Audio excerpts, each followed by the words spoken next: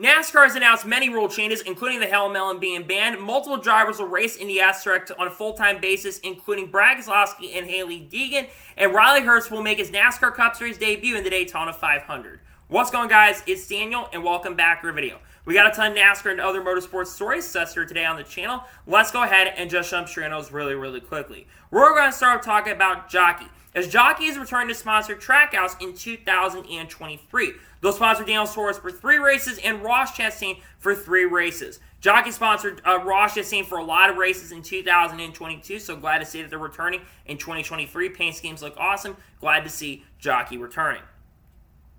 And now we're going ahead and jump on to the next story of today's episode as we're talking about Arrowhead Brass. As it was announced on Monday that Arrowhead Brass has signed a multi-year deal with Legacy Motor Club. They'll be on the C post and B post of Eric Jones and Noah Gregson's cars. Really great to see that Arrowhead Brass is joining and sponsoring Legacy Motor Club in 2023.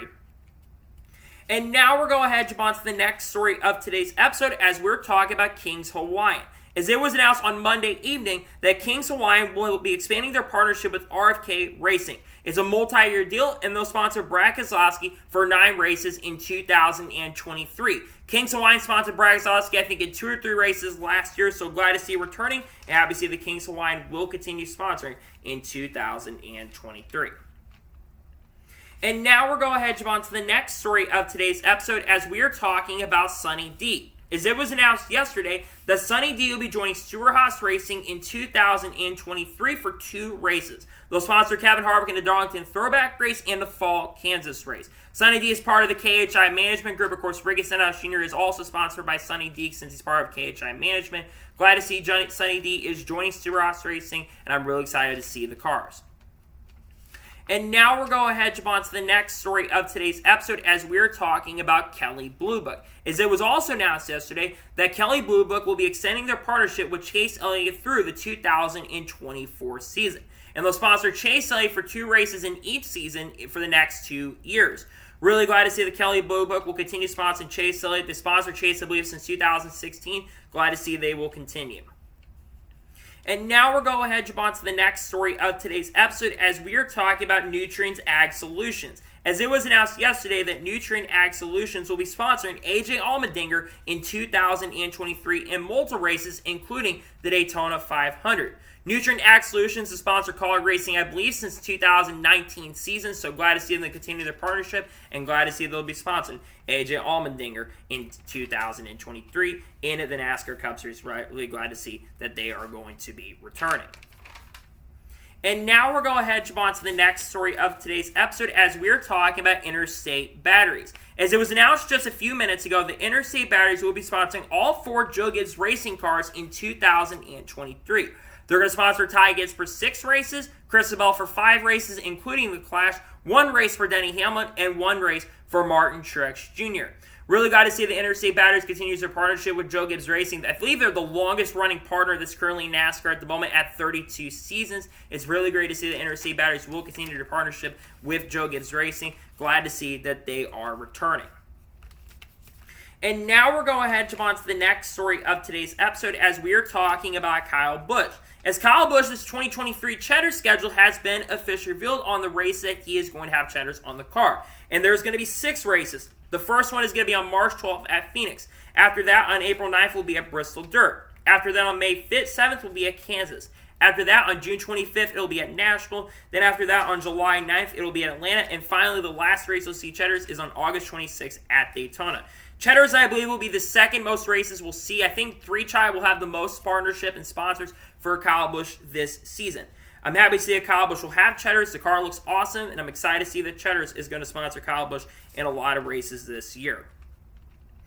And now we're going ahead and jump on to the next story of today's episode as we are talking about IndyCar. As it was announced yesterday, IndyCar will debut this week a brand new mobile medical unit that includes multiple hospital beds, a portable x-ray machine, and a restitution card, doctor and nurse workplaces. This is really awesome to see that they are going to be bringing this into IndyCar, a new medical unit, upgraded medical unit. I think it's really awesome that they are doing this help with medical and all that kind of stuff. I think that's really awesome, really great to see, and very happy to see that they are going to be bringing that in the 2023 IndyCar season. Really exciting to see for sure. And now we're going ahead to move on to the next story of today's episode as we are talking about Dierks Bentley. As it was announced yesterday that Dierks Bentley is going to perform the pre-race concert at the Daytona 500. Now, this is not the first time that Dierks Bentley has performed a pre-race concert in the Daytona 500. He did it in 2011 with Brad Paisley. Now, one thing to note is that, don't get me wrong, Dierks Bentley is very relevant nowadays, but I just wanted someone a little more hip, you know what I mean? I want maybe a Morgan Wallen perhaps come into play, or maybe even Hardy at this point would have been a lot better than Dierks Bentley. But Dierks Bentley does have some songs that are really, really good, so I'm decent on the move. But same time, I would love for them to go ahead and make changes. It's a little frustrating they can't get someone a little more relevant for the Daytona 500. I would have loved it if they did get someone a little more relevant for the Daytona 500. And now we're going ahead to jump on to the next story of today's episode as we are talking about North Wilkesboro. Now, it's been reported by multiple reporters that North Wilkesboro service is not going to be repaved, and right now they're just working on putting in the safer barrier. There's a concrete pad that they've already got up on the front stretch, and basically the reason that they're doing that is to get the safer barrier in place when they do eventually repave the track after 2023, so they keep the safer barrier up without having to basically when they tear the surface up, they can keep the safer barrier up. I think this is really great to see, a great decision overall, and I'm glad to see that is what they're doing for North Wilkesboro, in my opinion. And now we're going ahead to move on to the next story of today's episode as we're talking about Jesse Vaughn. As it was announced and reported by Bob Pockers yesterday that Jesse Vaughn will be spotting for Jimmie Johnson in 2023. A lot of people have been asking about Earl Barbin and if Earl was going to be spotting for Jimmy. He will be spotting for Noah Gragson for the whole season. Jesse Vaughn, I'm not sure how much experience he has as a spotter, so I'm very intrigued to see how he'll work with Jimmy, how well he's going to work with Jimmy, because Jimmy for a long time has worked with Earl Barbin. So I think it's going to be very interesting to see how things go with Jesse Vaughn being the one that's going to be spotting. We'll see what happens. Glad to see that Jimmy does have a very interesting spotter, though, for 2023.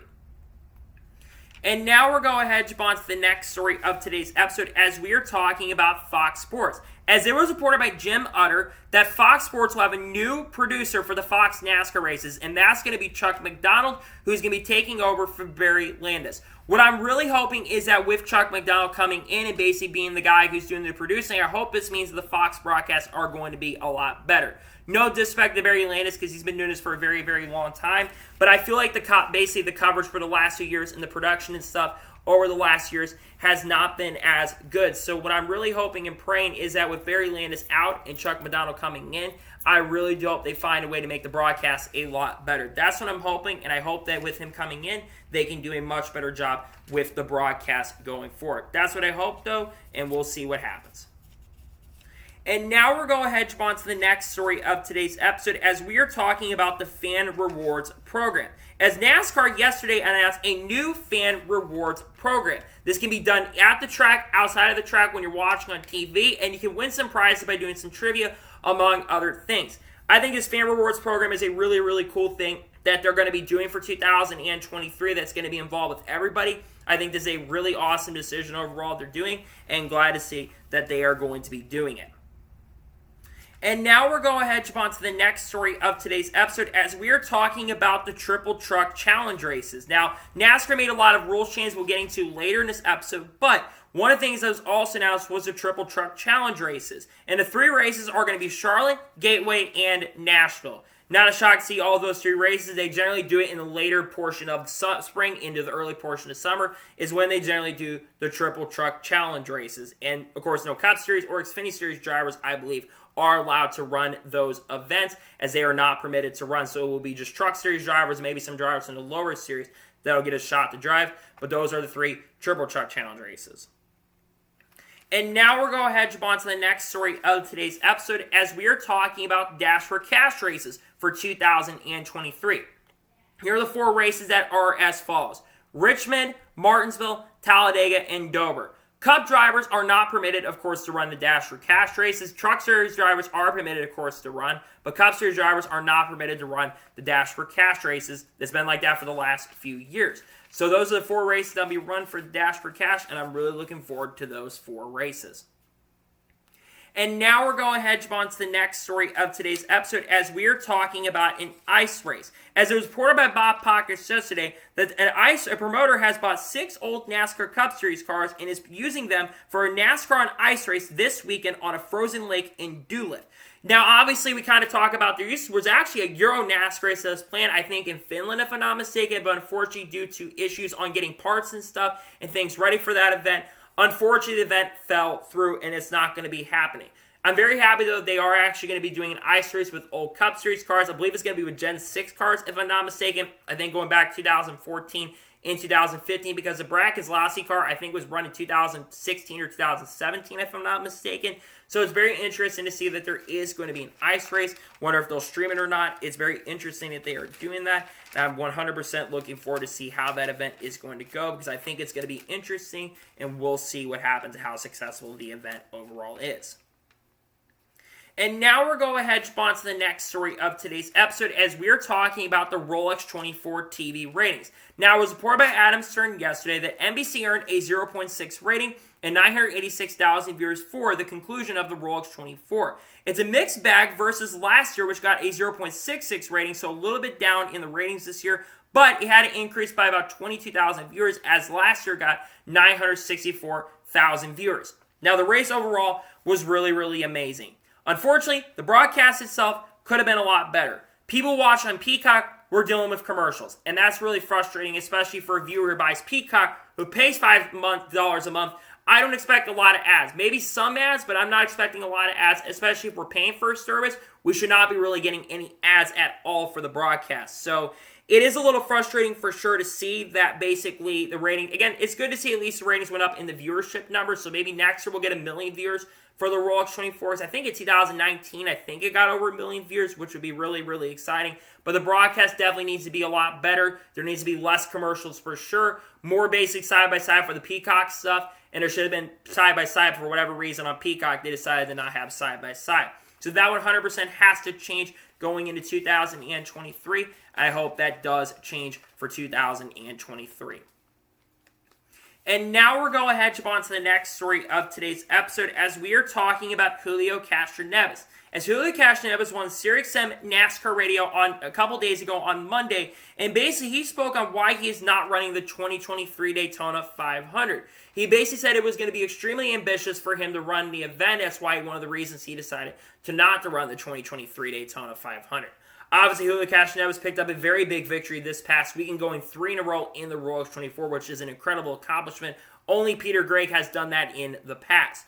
Hailie Deegan, I would hope in 2024 does get an opportunity to run the Daytona 500, or maybe in 2023, maybe decides to run a race on a road course. Because he does have stock car experience, but he doesn't have a stock car super speedway racing experience, so that could be one of the reasons why he decided not to run, which I guess makes a lot of sense in many, many ways why he decided not to go ahead and run the Daytona 500 this year. I hope he maybe gets to run a race or two in Cup this year, though, because I think it would be really fun if he got that opportunity to race. I hope he does get the opportunity. Hope he gets a chance. And I hope he does get to race in the 2024 Daytona 500 or a NASCAR Cup Series race here in the future. And now we're going ahead to jump on to the next story of today's episode as we are talking about Timmy Hill.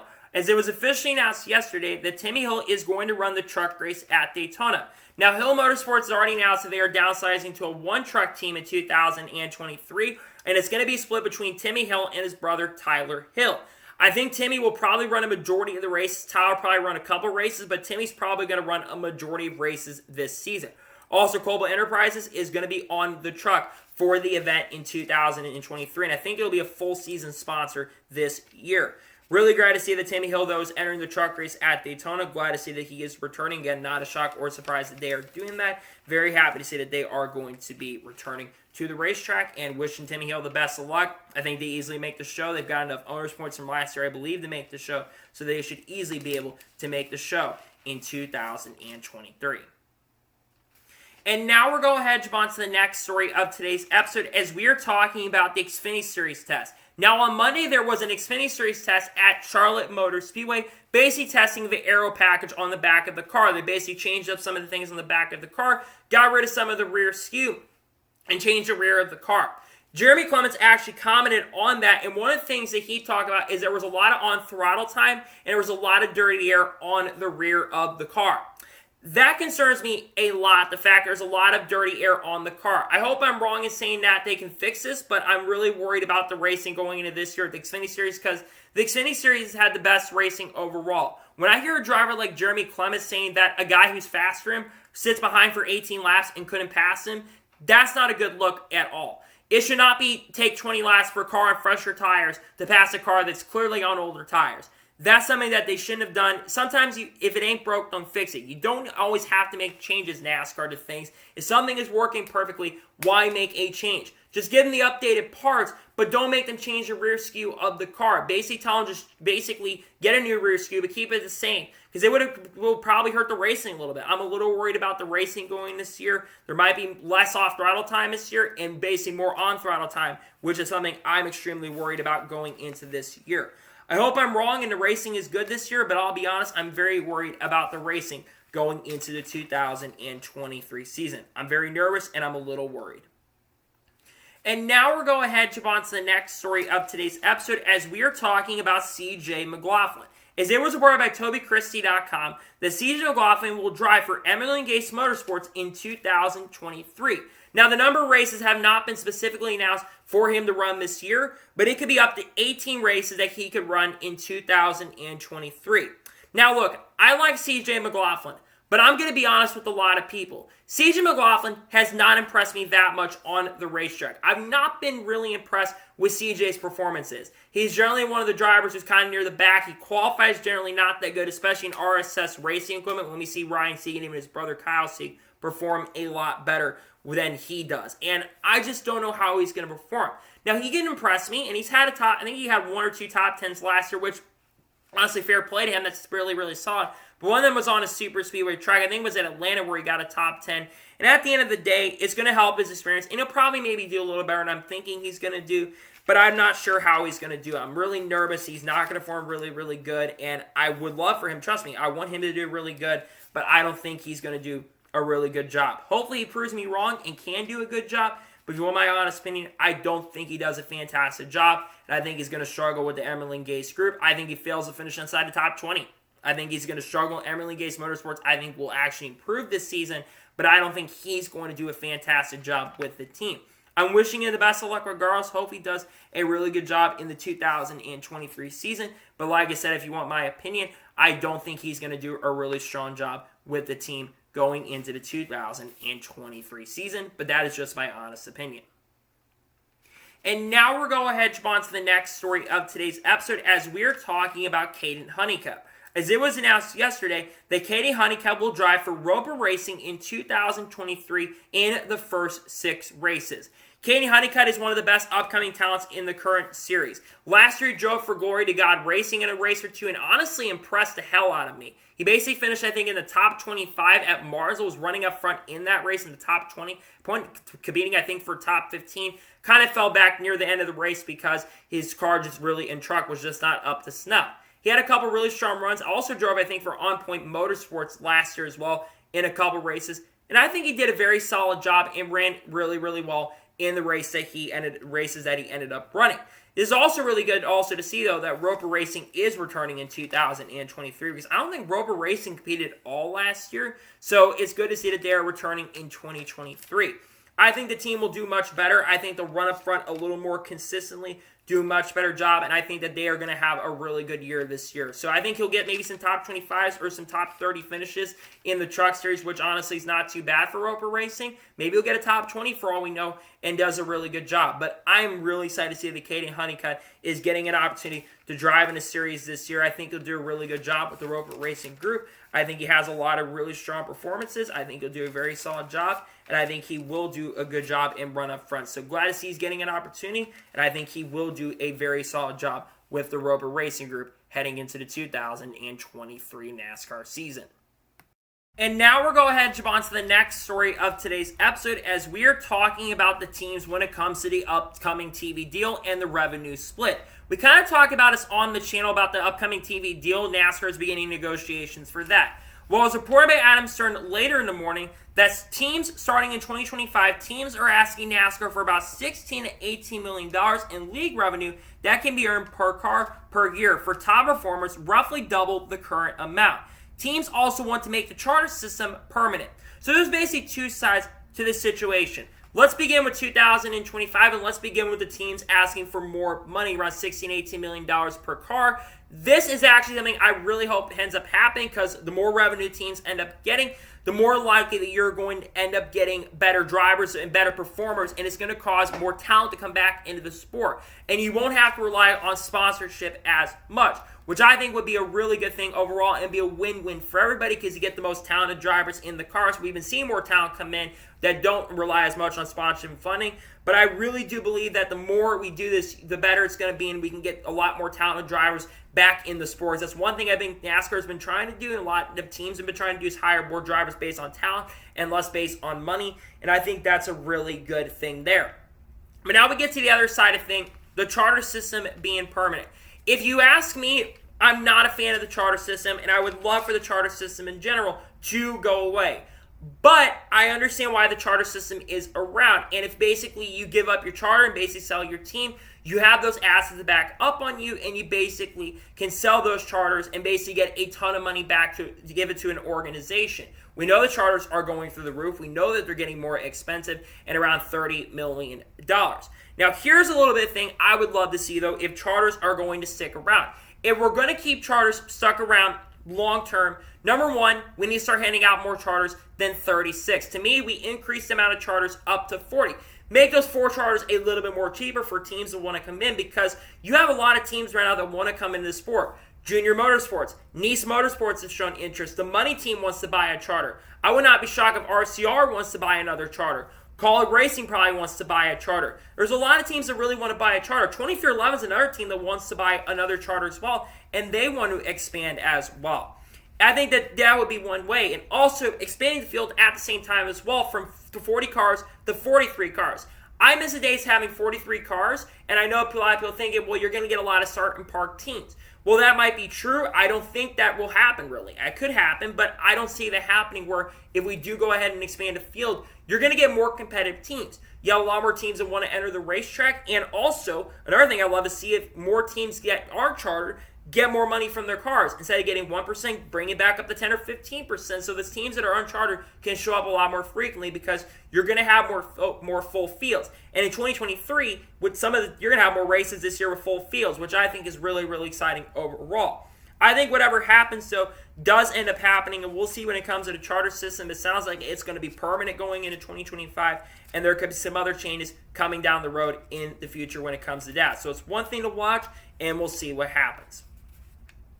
And now we'll go ahead and jump on to the first of 3 major stories in today's episode, as we are talking about Riley Herbst. As there was rumors and rumblings about Riley Herbst running the Daytona 500 in 2023.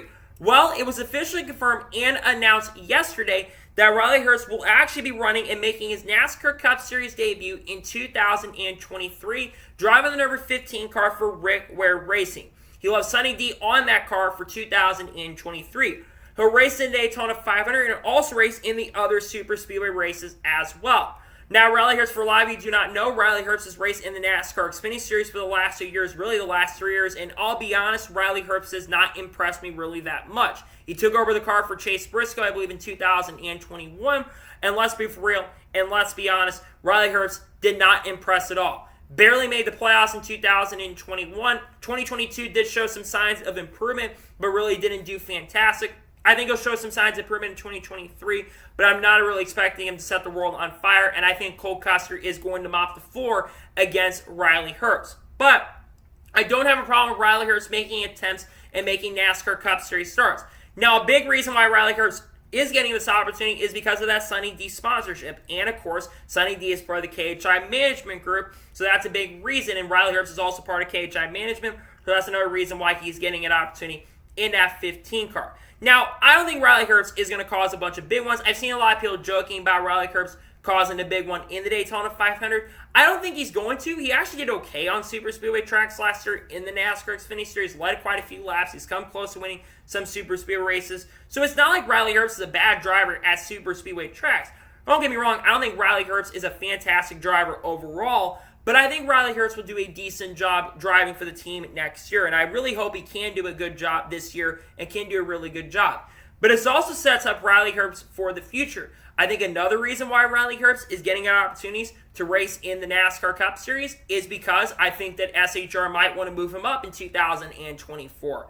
They got to look at the future. They could lose. They're not only losing Kevin Harvick, but they might also lose Eric Almirola at the end of this season. I know Almirola has a multi-year contract with SHR, but Gene Haas did say back in October that there's a possibility that we could see also Eric Almirola retire.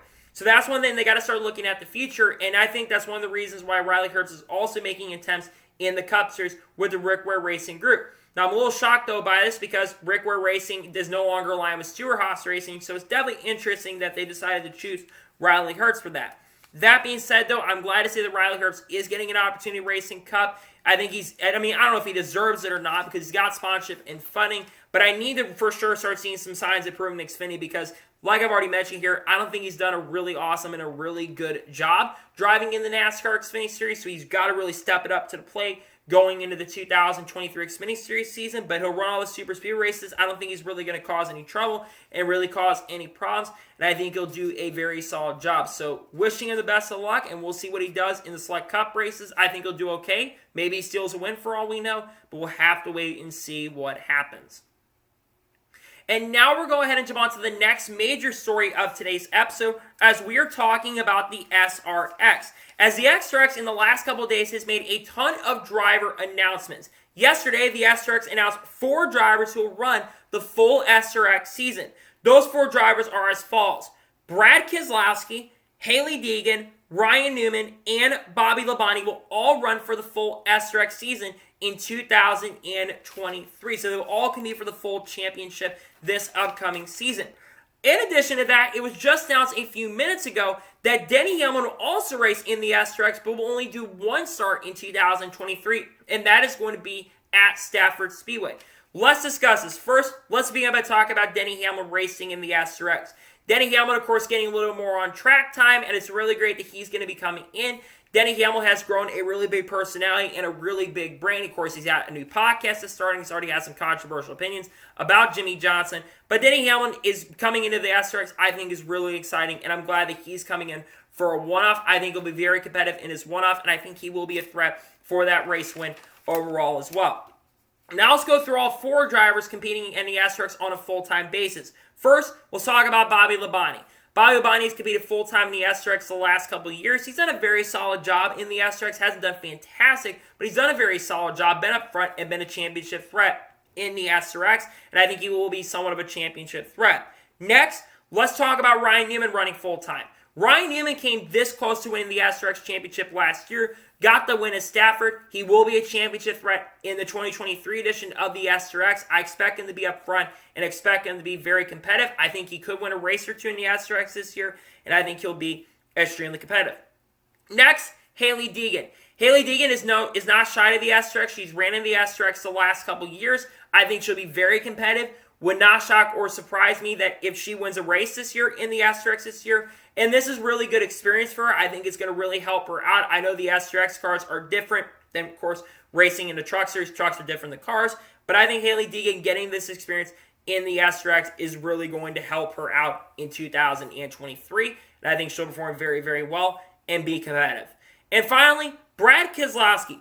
This is one that shocked me. I did not expect Brad Keselowski to go full-time because Brad has never raced in the SRX before.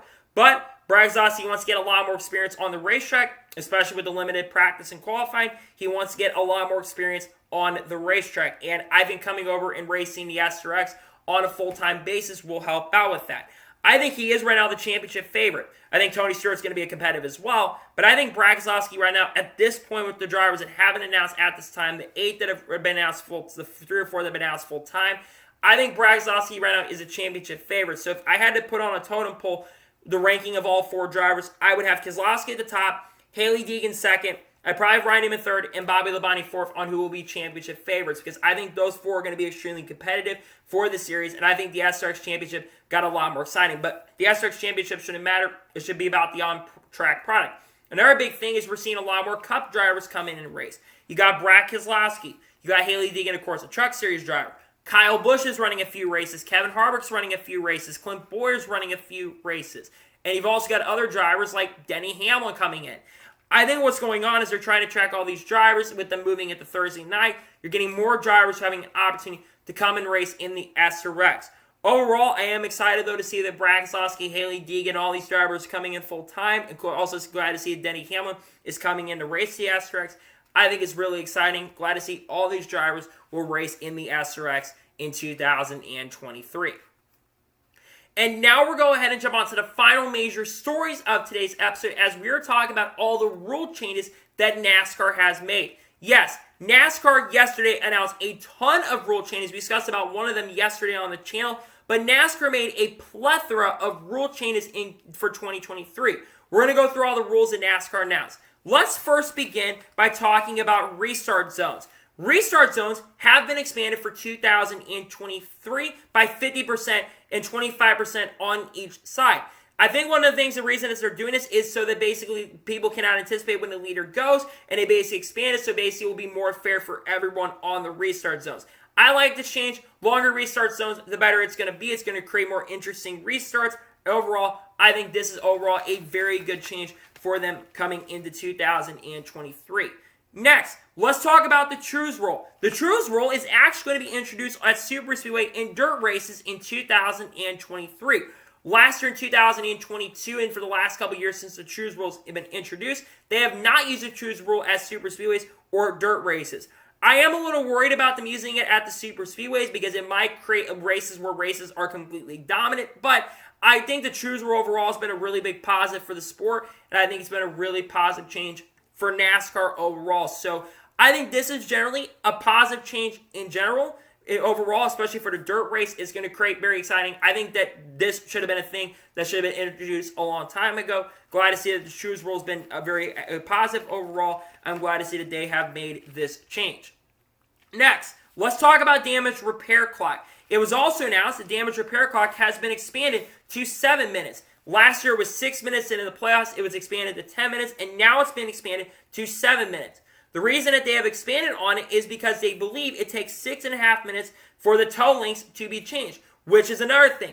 Toe links are now being able to be repaired, and there will be no penalty for toe links.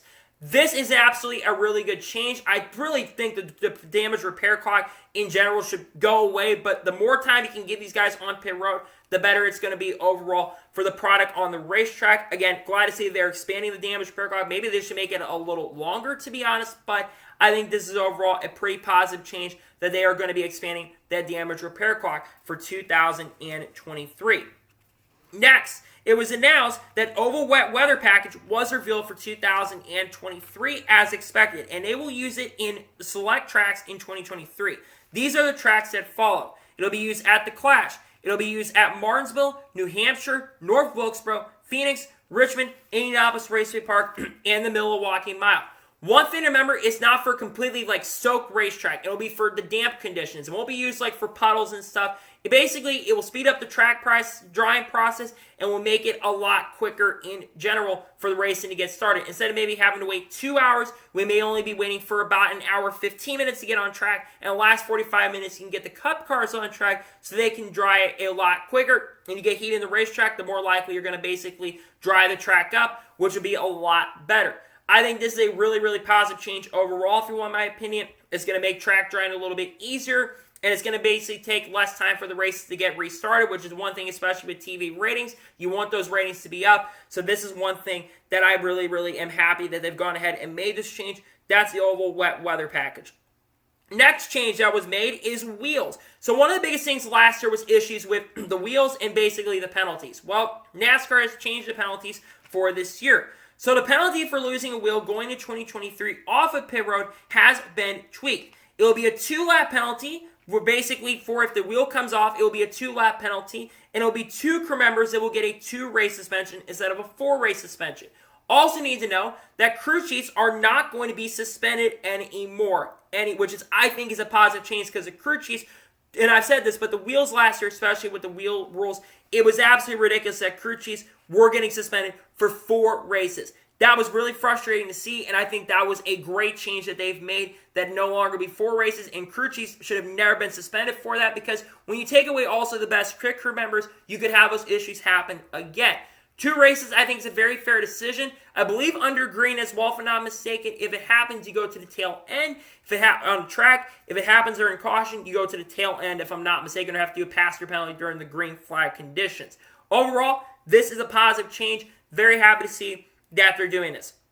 Next thing we need to talk about is playoff eligibility. And this is one of the few changes that I'm not okay with in general. So NASCAR has done away with the top 30 rule for the Cup Series and the top 20 rule for the Trucks and Xfinity Series. Now, of course, you have to run the full season for you to be eligible for the playoffs. But now, if you're running for the full championship, you don't have any more of those eligibility rules. If you run, even if you're like 31st or 32nd of points, you win a race, you are going to be locked into the playoffs.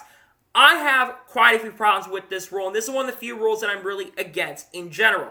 One of the reasons why is because you can have a driver like, for instance, Corey LaJoie, or maybe even Ty Dillon for that matter. You can have those guys now get in the playoffs winning one race. And that's no disrespect to Ty Dillon or Corey LaJoie.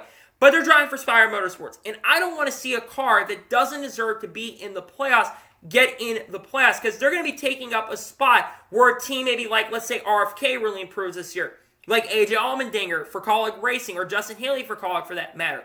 Or maybe even 2311 or a Hendrick car. They're taking a playoff spot up where they're not going to be championship threats. And the same thing for the Truck Series. What if you allow like Tate Fogel and pulls off a move at Talladega or something like that and makes the playoffs? In general, I don't like this rule in general. I think this is a very bad rule. I personally think the win in your in system is completely stupid and ridiculous, and I think they completely should get rid of the win in your in system for 2023 to begin with anyways. I think the win in your system is stupid. I think they should also reduce the amount of cars they're getting in the playoffs. But I think this is one of the few changes, if there's any changes at all, that I really am against. I don't like this move. I think it's a bad move in general that NASCAR has made, and I do not like them getting rid. I think that's a bad move in general, because you're going to get maybe mid-pack guys in the back of the field that don't deserve to be in there, and drivers who deserve to be in there are going to be able to make it. I think this is a bad change, and I do not like this rule overall. The next big change is the stage cautions. Now, I discussed this on the channel yesterday, a couple-minute video on that, but NASCAR is limiting stage cautions at road courses for the Cup, Xfinity Series, and Truck Series, except the standalone events for the 2 or 3 races. Mid-Ohio and Portland, they will still have basically stage cautions for those, basically for the race breaks because of standalone events, because of course they will have the pit stops that are not basically live pit stops, it'll be unlive pit stops. This right here is a massive positive change in general, getting rid of stage cautions and road courses. If you want my honest opinion, we need to get rid of stage cautions at every type of track. Stage cautions break up the strategy. And a lot of people say, well, they need to count up the tally. Well, there's a thing called live timing and scoring. And NASCAR can go ahead and have live timing and scoring, and you can create a lot more strategy. But this is a really good step in general in the right direction, that they are getting rid of the stage cautions for the road courses. I hope that they continue toward this direction and basically go ahead in 2024 and get rid of stage cautions completely, because I will be 100% in favor of stage racing, because stage racing is inherently not that bad, but I think that the stage cautions really hurt it, especially on the road courses, because I think the road course product over the last couple of years has been hindered and really, really affected. I'm very happy to see NASCAR has changed that rule, gotten rid of it. It's going to make road course racing better, and crew chiefs now are going to have to get those calculators out, and strategy is going to matter once again in the grand scheme of things. This is a positive change. Very happy to see that NASCAR made this change. But the final major change that NASCAR announced is the big one. NASCAR has banned the Hail Melon completely. They're using it as some type of rule basically that can affect the race, and the Hail Melon move has been completely banned at every single track, and if you do the Hail Melon, you're going to get a time penalty for that move. Now, this move has created a lot of controversy. I've seen people that are for them doing this, and I've seen people that are against NASCAR doing this. I want to give my 2 cents on the decision of them getting rid of the Hail Melon. If you want my opinion, I think there's 2 sides of this. On one hand, I understand people being upset about the Hail Melon being gone. I think there's understandable reasons, and I get it, and maybe it makes the move bad. However, on the other side of things when it comes to the Hail Melon move, I'm actually for them making this move. I think it should be a one-time thing. What Ross Chastain did was absolutely incredible. But I don't think it should ever be replicated or done again. And there's a lot of chances that if that move happens, someone gets seriously hurt, especially if like 10 or 20 cars end up trying to Hail Melon move at Martinsville. It's probably going to end up causing a lot of problems on the racetrack. And honestly, the Hail Melon move isn't going to work at most tracks except probably maybe Bristol and Martinsville, so it really wouldn't work. But there's another couple big reasons why I think it's a good move overall than banning the Hail Melon. Number one, safety. This car has had some safety problems. We know that NASCAR is trying to work on those safety issues, but this car has had a lot of major safety implications and major safety factors that have come into play. Drivers have been getting in the rear of the cars, and they've been getting concussions. If Ross Chastain hits the back of a car, it could generally cause a concussion for a driver like Ross Chastain. If he did that and hit the back of a car or someone runs in the back of him, that could cause a major concussion problem. I believe also Ross Chastain said this, he got the wind knocked out of him, basically fell asleep and basically kind of lost breath for a second when he did the move. But the other big reason is that at Martinsville, there's a crossover gate. All these tracks have crossover gates, and some of them don't fasten properly. And if one of that crossover gate opens up, you could have a very similar situation happen to Michael Waltrip in 1990, or what happened to Mike Harmon in 2002 in those crashes. I think in general, while I do understand people being upset that they are getting rid of the rule, NASCAR is trying to be much, much safer, and they basically want to take safety very seriously. But I think what this means is that this move is going to go into Hall of Fame, and I know some people say they shouldn't promote the move, and maybe I do agree a little bit with that, but also NASCAR is going to promote the move, especially when you get to the playoffs. NASCAR 100% is going to go ahead and promote the move in general. So I think in general, it's a good decision. I understand people might disagree with me, and that's fine. But I understand that them basically what they're doing, I think was a fantastic move. Ross Chastain has done a lot of great things for the sport. He's a man that knows how to do crazy stuff, and he basically exploited the rule. NASCAR, of course, penalized him at Indianapolis Road Course. We wonder now what Ross Chastain is going to do next. I think overall it's a very solid move that NASCAR did, and I think it's a very solid move overall they decided to do that. So, that is going to be today's NASCAR and Motorsports news video. I want to thank you guys for watching. Please like and subscribe to the channel, notifications on, so be notified when a video does go live on my channel. Follow me on Twitter, Facebook, and Instagram, and support me on Patreon as well. Links description below to that, and comment below your thoughts below on today's video. What are your thoughts about NASCAR banning the Hail Melon move? Let me know in the comments below. And what are your thoughts about the drivers racing the SRX, including Brad Keselowski and Hailie Deegan? Let me know in the comments below. Tomorrow on my channel, I might have a NASCAR Cup Series driver lineup video for 2023, or maybe something else. We'll have to wait and see. Friday, there's going to be another NASCAR news video, and then Saturday and Sunday, we will have videos coming out. We'll have to wait and see what happens, but a lot of content on the way. And of course, I announced this yesterday on my other social medias that on February 14th at 7 p.m. Central Standard Time, I am going to be doing my first YouTube live stream talking about the NASCAR stuff and maybe bringing some guests on as well. I want to start bringing guests on and having a show like that. So anyway, like I said, I want to thank you guys for watching today's episode, and I'll see you guys next time for some more great, awesome NASCAR content and other motorsports content on the channel like this. Take care, everybody.